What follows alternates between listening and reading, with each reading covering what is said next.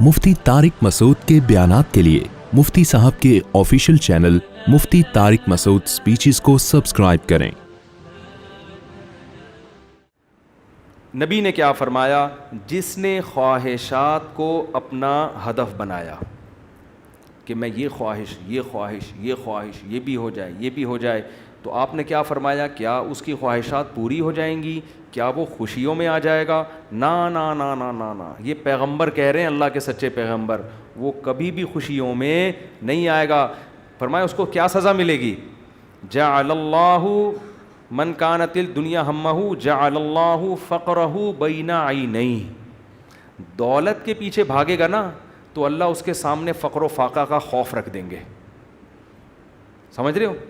دولت کے پیچھے بھاگ رہا ہے، آ رہی ہے، مل بھی رہی ہے، لیکن خوف کیا ہوگا کہ یہ مجھ سے چھن نہ جائے، اس بات کی ٹینشن، یار یہ ختم نہ ہو جائے، یار یہ چھن نہ جائے، یار کوئی کاروبار کو نقصان نہ ہو جائے۔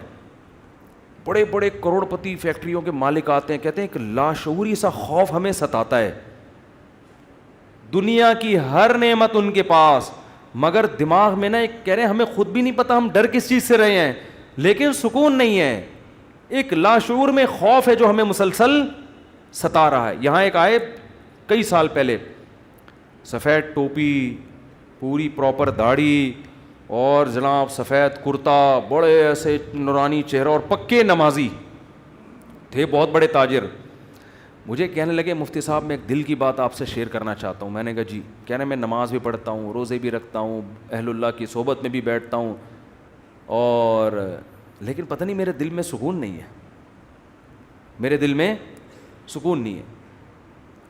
میں نے کہا آپ فیکٹری کے مالک ہیں، کوئی پرابلم ہے تو بتائیں۔ کہہ رہے نہیں کوئی پرابلم بھی نہیں ہے۔ میں نے کہا آپ کے ساتھ بے سکونی پتہ ہے کیا ہے؟ میں جانتا ہوں آپ کی بے سکونی، آپ کو یہ ڈر ہے کہ اس فیکٹری کا کوئی نقصان نہ ہو جائے، جیسی زندگی ابھی ہے پتہ نہیں یہ ہمیشہ ویسی رہے گی بھی یا نہیں رہے گی۔ تو نماز تو آپ نے پڑھ لی، آپ نے زکاتیں بھی دے دیں، آپ نے روزے بھی رکھ لیے، لیکن یہ جو لاشعور میں خوف ہے نا، اس خوف کا کوئی ازالہ کرنے والا نہیں ہے، کیونکہ آپ کو پتہ ہے یہ شیورٹی، یہ گارنٹی کوئی بھی نہیں لے سکتا کہ تمہیں نقصان کبھی بھی نہیں ہو سکتا، کیونکہ آپ نے اپنی زندگی میں دیکھا ہے بڑے بڑے کاروبار چلتے ہوئے ٹھپ ہو جاتے ہیں، لوگ روڈ پہ آ جاتے ہیں۔ کہہ رہے ہیں بالکل آپ صحیح کہہ رہے ہیں، مجھے یہی خوف ہے۔ میں نے کہا اس خوف کا یہ علاج نہیں ہے کہ آپ اپنے کاروبار کو ہر طرح سے سیو کر لو، یہ تو وہ تو کرنا تو چاہیے سیو، لیکن یہ علاج نہیں ہے۔ میں نے کہا اس کا علاج یہ ہے کہ آپ یہ فرض کر لو کہ یہ چھن گیا آپ سے سب کچھ، ابھی برباد ہو گئی، اللہ نہ کرے فیکٹری میں آگ لگ گئی، اب ہوگا کیا؟ کہہ نہیں کیا ہوگا؟ میں نے کچھ بھی نہیں ہوگا، صبح 2 پراٹھے آپ پھر بھی کھاؤ گے، رات کو سونے کے لیے چھپڑا آپ کو گندے نالے پہ یا فٹ پاتھ پہ مل جائے گا، کوئی بات نہیں، انجوائے کرنا، دنیا مسافر خانہ ہے، رہنے کی جگہ بولو نہیں۔ ہماری بیسک ضرورت ہے، جب شدید بھوک لگے، بھوک برداشت نہیں ہوتی ہے، کھانے کو روٹی مل جائے، یہ بیسک ضرورت ہے۔ نیند آئے تو سونے کے لیے جگہ مل جائے۔ یہ نیند ایسی عجیب چیز ہے، آپ اگر نہیں سونا، ایک وقت آتا ہے کہ آپ بچو گے بھی نا تو کانٹوں پہ بھی نیند آ جائے گی آپ کو۔ اب جیسے میرے ساتھ ہوتا ہے نا، نیند نہیں ہو رہی، ایک وقت جب بہت زیادہ جمع ہو جاتی ہے، پھر ہم نہیں بھی سونا چاہ رہے ہوتے ہیں، سو رہے ہوتے ہیں۔ میں ایک دفعہ سفر میں آ رہا تھا، بڑا لمبا بس کا سفر تھا، سونے کا ٹائم ہی نہیں ملا، تو جب ہم سکھر تک پہنچے نا، تو پرانی بات ہے 20-25 سال پرانی، تو میں ایسا سویا ہوں، کبھی اس کے اوپر جا کے دھڑام سے گر رہا ہوں، وہ اٹھا رہا ہے بھائی کیا کر رہے ہیں مولوی صاحب، پھر جب ادھر کو کر دو دھڑام سے اس کے اوپر گرا، وہ کہہ رہا ہے بھائی مولوی صاحب تمیز سے بیٹھو یار، پھر ادھر میں جاگنے کی کوشش کر رہا ہوں، لیکن یہ اللہ کی رحمت ہے کہ جو چیز ضروری تھی وہ اللہ نے آپ کے اوپر مسلط کر دی۔ تو میں نے کہا نیند کا بھی کوئی ٹینشن لینے کی ضرورت نہیں ہے، سونے کی کہیں بھی جگہ نہ ہوئی نا آپ کو، اور جب گہری نیند آتی ہے نا، انسان پہ مسلط ہوتی ہے، بے شک نرم گدا نہ بھی ہو، سونے کا مزہ خاندانی آتا ہے۔ آدمی کہتا ہے کہیں سر ٹکانے کی، کوئی بندے سے کہتا ہے تو خالی ہاتھ یوں رکھ کے کھڑا ہو جا تھوڑی دیر کے لیے، کہیں سر ٹکانے کی ذرا سی جگہ مل جائے، ایسا مزہ آتا ہے سونے میں۔ وہ جو سبزی والا جو میرے پیسے لے کے بھاگا تھا نا، وہ ٹھیلے پہ سوتا تھا رات کو، وہ رات کو ٹھیلے پہ سوتا تھا، اس کو سکون تھا نا، اس کی سکون نہیں تھا اصل میں، وہ تھک اتنا جاتا تھا نا فراڈ کر کر کے ادھر سے پیسے, تو رات کو آ کے اب اس کو جگہ نہیں ملی, تو میں نے کئی دفعہ دیکھا ٹھیلے پہ سو رہا ہے وہ. مزدور لوگوں کو دیکھ لو نا آپ, جہاں جگہ ملے سو جاتے ہیں وہ.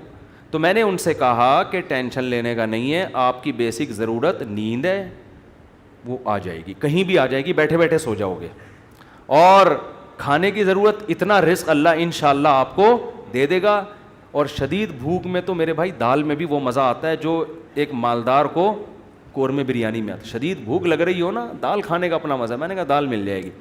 پھر کہنے لگے بیوی بچوں کا کیا ہوگا, جب اتنی غربت ہوگی, خطرہ ہوگا تو بھاگ جائیں گے. میں نے کہا جو خود سے بھاگے اسے بھاگنے دو.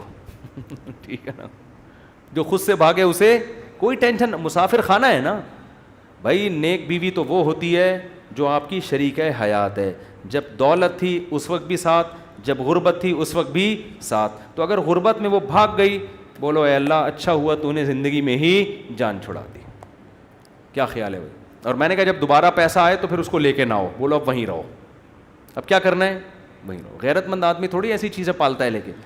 تو میں نے کہا بھاگتا بھاگتا کوئی ہے نہیں آج کل, لیکن اگر بھاگ گئی ٹینشن نہیں, مسافر خانہ ہے, ویسے بھی مر جاتے تو قبر میں دفنا کے آ جاتی وہ. تو کوئی ٹینشن نہ لو میرے بھائی, کسی چیز کی ٹینشن لینے کا بالکل بھی نہیں ہے. ہم مسافر خانہ ہے. ہماری فیکٹریوں کو اللہ نہ کرے آگ نہ بھی لگے تو بھی تو مرنا ہے نا. ارے فیکٹری تم نہیں مرے, فیکٹری مر گئی, یہ زیادہ اچھا ہے. اس سے بہتر کہ تم مر جاتے اور فیکٹری بچ جاتی. کوئی فرشتہ آئے اور کہے اللہ نے مجھے حکم دیا ہے اس کی فیکٹری کو آگ لگوا دو, لیکن اس کو آپشن دے دو کہ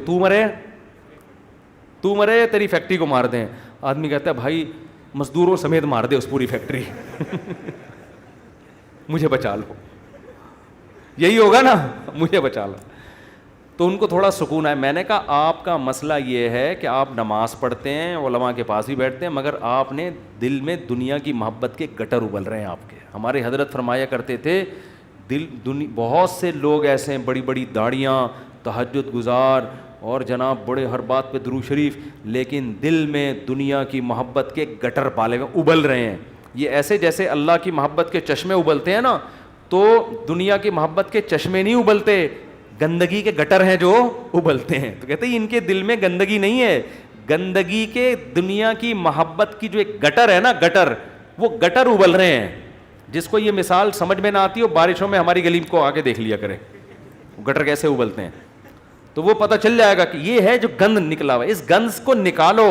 کیا کہا پیغمبر نے, ہود علیہ السلام نے اپنی قوم سے, صالح علیہ السلام نے اپنی قوم سے, تتخذون مصانع لعلکم تخلدون, اے میری قوم تم گھر اتنے مضبوط بناتے ہو جیسے تم نے ہمیشہ رہنا ہے, اتنا پیسہ ان دیواروں میں کیوں پھونک رہے ہو؟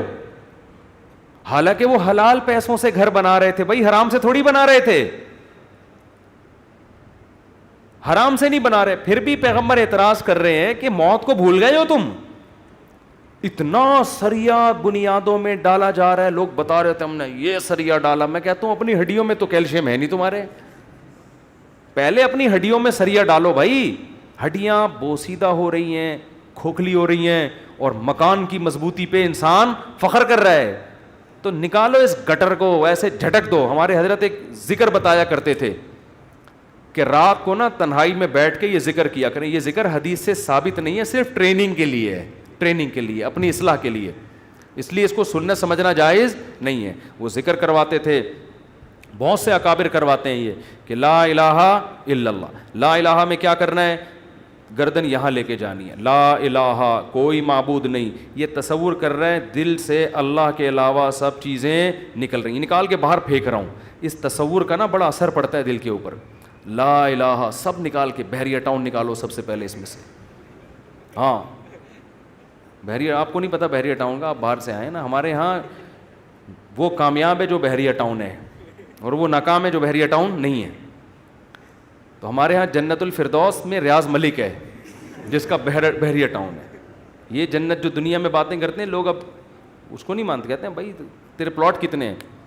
تو لا الہ کا مطلب نکالو دل سے, کوئی نہیں ہے. جو گند بھرا ہوا ہے نا, دکان, پلاٹ, جائیدادیں, جاگیریں, جدھر دل اٹکا ہوا ہے, میرا بزنس, میرا کاروبار, میرا پلاٹ, میرا یہ سب میرا میرا کر کے, جو میری گاڑی, یہ سب فضول چیزوں کو لا الہ میں تصور کر کے نکلو. حالانکہ اس وقت ہمارے پاس دھیلا بھی نہیں تھا, ہم تو خود طالب علم تھے, لیکن کہتے تھے نکالو دل سے. رات کو 100 دفعہ نا یہ ذکر کرواتے تھے، لا الہ، سب نکال دیا، الا اللہ، پھر الا اللہ میں چوٹ مارتے تھے دل پہ، الا اللہ، صرف کون ہے؟ اللہ ہے۔ تو الا کل ما خلا اللہ باطل، حدیث میں آتے اللہ کے علاوہ سب باطل ہے۔ اس کا ہم آج کی زبان میں ترجمہ کریں گے، اللہ کے علاوہ سب بکواس ہے۔ سب کیا ہے؟ بکواس۔ اگر سب بکواس نہ ہوتا تو موسیٰ کلیم اللہ کو اللہ دنیا دیتا نا، اور فرعون کو غریب رکھتا کہ موسیٰ تو میرے ہیں تو ان کو دنیا بہت دوں گا، اور فرعون میرا دشمن ہے، اس کو کھانے پینے کے لیے روٹی، اس کی فیکٹریوں میں آگ لگاؤں گا۔ کیا کراؤں گا؟ فیکٹریاں تو فرعون کی چل رہی تھیں، اس کے محلات کے نیچے نہریں بہہ رہی تھیں، اور موسیٰ کلیم اللہ کو فرعون غربت کے طعنے دیتا تھا، ان کے پاس تو کچھ بھی نہیں ہے، شادی کرنے کے لیے تو 10 سال بکریاں چرائی ہیں انہوں نے۔ آپ شادی کرتے ہیں نا، اصل میں کیسے بھائی اتنے اچھے خاندان میں شادی ہوئی، آپ بتاتے ہیں یار ایکچولی میرا بزنس، اور وہ انہوں نے ایسا میرا اسٹیٹس دیکھا کہ خود ہی دے دی انہوں نے۔ اور غریب آدمی، ابے تجھے کیسے مل گئی؟ تو کیا کہہ رہا تھا؟ یار کسی کا رکشہ ادھار لے کے گیا تھا میں بتانے کے لیے، وہ بیچارہ فخر کر سکتا ہے؟ تو فرعون یہ طعنے دیتا ہے موسیٰ علیہ السلام کو کہ ام انا خیر من ھذا الذی ھوا مہین، میرے پاس دولت، یہ غریب۔ تو اس سے پتہ چلتا ہے اللہ کے علاوہ اس دنیا میں سب کچھ کیا ہے؟ بکواس۔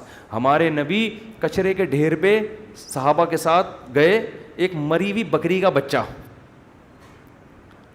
مری ہوئی بکری کا بچہ نہیں، بکری کا مرا ہوا بچہ، سمجھتے ہو؟ بکری کا مرا ہوا بچہ، مردار ہوتا ہے نا، بو آ رہی ہوتی ہے، پھول پھٹ رہا ہوتا ہے۔ آپ نے صحابہ سے فرمایا کوئی ہے جو اس کو کچھ درہم میں خریدے؟ صحابہ نے کہا یا رسول اللہ اس گند کو کون خریدے گا؟ آپ نے فرمایا اللہ کی نظر میں اس دنیا کی حیثیت اس سے بھی کم ہے۔ جو ہم اس کو لفٹ کرا رہے ہیں نا، میرا پلاٹ، میری گاڑی، چند اصل میں یہ سمجھ میں آتی نہیں ہے، آنکھ بند ہوگی تو سمجھ میں آ جائے گا یار کس چیز پہ میں نے محنت کی۔ تو دل سے دنیا کی محبت نکالو، اور یہ ذکر تنہائی میں اجتماعی نہ کریں، ایک بدعت نہ بن جائے۔ ہاں لاؤڈ اسپیکر کھول کے بھی مسجدوں میں ہو رہا ہے، ایک ٹوپی ڈرامے شروع ہو جاتے ہیں، ہر چیز کو نا لوگ انٹرٹینمنٹ کا ذریعہ بنا لیتے ہیں۔ اب یہ ذکر میں نے بتا دیا تو اب پتہ چلا مسجدوں میں پروگرام چلیں، آئیے ہمارے یہاں 3:05 پہ ذکر ہوگا، پھر ہاں ہو رونا دھونا کرنا کرانا کچھ بھی نہیں ہوتا۔ تو تنہائی میں بیٹھ کے اگر 100 دفعہ ایسے کر لیں نا، لا الہ ہلکی آواز کے ساتھ، لا الہ الا اللہ، لا الہ الا اللہ، لا الہ الا اللہ، آپ کئی دن تک کنٹینیو کریں گے، آپ کے دل کی کیفیت بدلنا شروع، پھر آپ کو لگے گا یار لا الہ کوئی نہیں ہے، سب بکواس ہے۔ پھر کوئی آپ سے آ کے کہے گا نا ابے بحریہ ٹاؤن، آپ کہو گے میں تو رات کو 100 دفعہ دل سے یہ بحریہ ٹاؤن نکالا ہے میں نے، تو کس بحریہ ٹاؤن کی بات کر رہا ہے؟ دنیا رکھو ضرور، ایسا نہ ہو کہ پلاٹ ہی بیچ دیں صبح اٹھ کے۔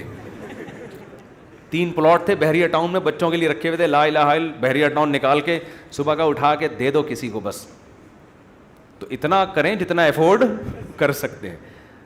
یہ تو ہمارے نبی نے تو رکھا ہی نہیں نا، لیکن ہمیں حکم ہے، ہم کمزور لوگ ہیں، رکھ لو اگر اللہ نے وسائل دیے ہیں۔ دل نہ لگاؤ، دل لگانے کا کیا مطلب ہے؟ فیکٹری اس لڑکے نے رکھی تھی مگر دل میں بھی رکھی ہوئی تھی، تو میں نے کہا دل سے فیکٹری کو کیا کرو؟ نکال دو۔ جب نکالو گے تو کیا ہوگا؟ دل میں محبت ہے یا نہیں ہے، اس کی علامت ہے چھوٹ جانے پہ نقصان کتنا ہوتا ہے۔ دیکھو بہت سے لوگ اپنی بیوی سے کہتے ہیں میں تم سے بہت محبت کرتا ہوں، پتہ چلے گا مرنے پہ نقصان کتنا ہوتا، افسوس کتنا ہو رہا ہے آپ کو۔ رہتے تو سبھی میاں بیوی اکٹھے ہی ہیں نا، کیا خیال ہے؟ صبح وہ ناشتہ بنا کے دے گی، آپ کھا لو گے، آپ کے بچوں کو، سب ایک محبت سے ہنسی خوشی زندگی گزر رہی ہے۔ اس سے تھوڑی پتہ چلتا ہے کہ آپ کو اس سے محبت بھی ہے یا نہیں ہے۔ اگر وہ مر جائے، اس کو کینسر ہو جائے، آپ کے دل میں آئے کہ چلو یار، بعض نہ اوپر سے ڈاکٹر صاحب بہت ٹینشن میں ہو، اندر سے یار خود سے جا رہی ہے، جانے دو۔ جیسے ایک 2 نمبر مولوی صاحب تھے بدعتی، وہ تقریر کرتے تھے چوری حرام چوری حرام چوری حرام۔ ایک دن ان کے گھر میں کھانا نہیں، تو ان کی بیوی نے کہا کیا کروں بھائی؟ انہوں نے کہا پڑوسیوں کی مرغی چوری کر لو۔ تو انہوں نے کہا بھائی پڑوسیوں کے آپ تو خود چوری کے خلاف بیان کرتے ہیں۔ اس نے کہا بھائی ہم شوربے سے لگا کے کھا لیں گے، بوٹیاں، چوری کی تو بوٹیاں ہوں گی نا، بوٹیاں نہیں کھائیں گے ہم۔ اب ان کی بیگم نے سالن پکایا اور دیگچی کو انڈیلنے لگی تاکہ شوربہ آئے، اور بوٹیوں کو چمچ سے پیچھے کرنے لگیں۔ تو یہ کہتے ہیں بھائی جو خود سے آئے آنے دو۔ چوری تو وہ ہے نا ہم کھا رہے ہیں، ہم تھوڑی کھا رہے ہیں، خود ہی آ رہی۔ کشش ثقل گریوٹی کی وجہ سے آ رہی ہے یہ زمین پہ. تو بعض لوگ بیوی سے اتنے بیزار ہوتے ہیں, علاج بھی کر رہے ہیں ایک ذمہ داری سمجھ کے, لیکن دل میں یہ ہوتا ہے اگر خود سے مر رہی ہے نا تو اللہ تو سمجھتا تو ہے نا میں کیا کہنا چاہتا ہوں. تو ساتھ رکھنا, اس سے نہیں پتہ چلتا کہ آپ کو اس سے محبت ہے یا نہیں ہے. لوگ رہ لیتے ہیں, پیسہ بھی رکھ لیتے ہیں, محبت کا اس سے پتہ چلتا ہے چھوٹ جانے پہ غم کتنا ہوتا ہے. گاڑی رکھیں, بنگلہ رکھیں, چھوٹ جانے کے لیے تیار رہیں, چھوٹ گئی تو کوئی مسئلہ نہیں ہے یار. تو میں نے ان صاحب کو کہا کہ یہ فیکٹری میں ابھی سے فرض کر لو آگ لگ گئی ہے اور سب برباد ہو گیا, اب آپ دھوتی بنیان میں گھوم رہے ہو ٹھیک ہے نا, تو کیا ہوگا. اس میں نے کہا وہ ابھی سے فرض کر لو. تو کہنے لگا یار بڑا سکون ملا ہے. تو میں نے کہا یہ سکون آپ کا پھر ختم ہو جائے گا, پھر فیکٹری تو نکالو اس کو دل سے. اور دل سے دنیا نکالنے کا ایک بہت بہترین طریقہ ہے صدقہ کیا کرو. جب روکھڑا خرچ کرتا ہے نا دل کھنچتا ہے. ہم جو صدقہ کرتے ہیں نا اس میں ٹینشن نہیں ہوتی ہمیں, اتنا کرو جس سے تھوڑی سی تکلیف ہو کہ کیا کر دیا یار, کیا کر رہا ہوں. حدیث میں آتا ہے بہترین صدقہ وہ ہے کہ جب تم کرو تو تمہیں ڈر ہو کہ غریب نہ ہو جاؤں. تأمل الغنا و تخشى الفقر, اور نہ کرنے میں امید ہو کہ بڑا پیسہ بنا لوں گا. اس کنڈیشن میں جب کرو گے نا تو یہ سب سے بہترین صدقہ ہے. تو صدقہ کیا کرو, دے دیا کرو یار. یہ ہمارے حضرت فرماتے تھے ایک آدمی دکان سے اتنی محبت ہو گئی اس کو, ایک دن اس نے کہا کہ مجھے اتنا دکان میں دل اٹک گیا, ایک دن میں دکان بند کر کے بیٹھ گیا. میں نے کہا بھاڑ میں جائے, اپنی اصلاح کے لیے نا, کوئی بات نہیں نقصان کرو یار اپنا, ہر وقت دکان دکان دکان ایسی کی تیسی تالا لگا کے گھر بیٹھ گیا کہ جب نارمل کنڈیشن میں ہوں گا پھر آؤں گا.